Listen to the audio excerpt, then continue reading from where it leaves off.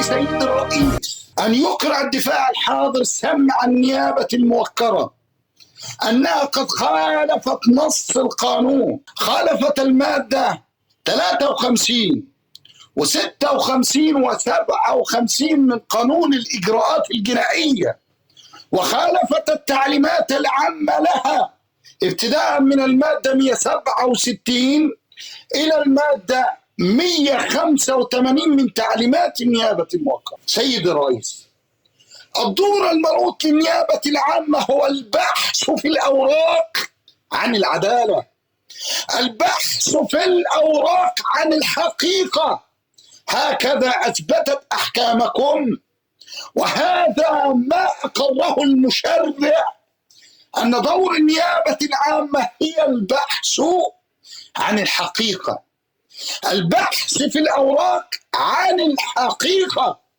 أما ما فعلته النيابة بمخالفة تلك المواد سالف البيان، حولت النيابة دورها بنفسها من البحث عن العدالة والحقيقة إلى البحث على دليل الإدانة، وتغافلت النيابة العامة استنادا لتلك المواد بالمخالفة الصريحة الواضحة أنها قد خالفت قانون الإجراءات الجنائية وخالفت التعليمات العامة بعدم فض الدليل الوحيد في الأوراق وهو الحرز رقم 2 و3 ورقم 4. رفضت النيابة أنها تفض الحرز أمام الدفاع وأمام المتهم.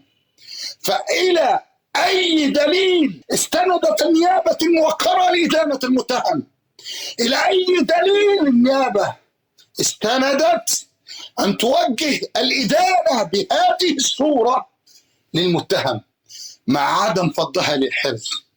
الإمام أبو زهرة يقول الحرز في الأوراق، وتكلمت قبله أحكامكم الموكرة، وتأيدتكم وآثرتكم أحكام محكمة النقد التي هي في الأصل بضاعتكم، خرجت منكم وإليكم ترد، أن الحرز هو الدليل الصامت في الأوراق الذي يشير ببنانه عن المتهم الرئيس. فلماذا تغافلت النيابة عن الدليل الصامت الوحيد الذي يشير ويقول للهيئة الموقرة وللجميع المتهم الرئيس أهو؟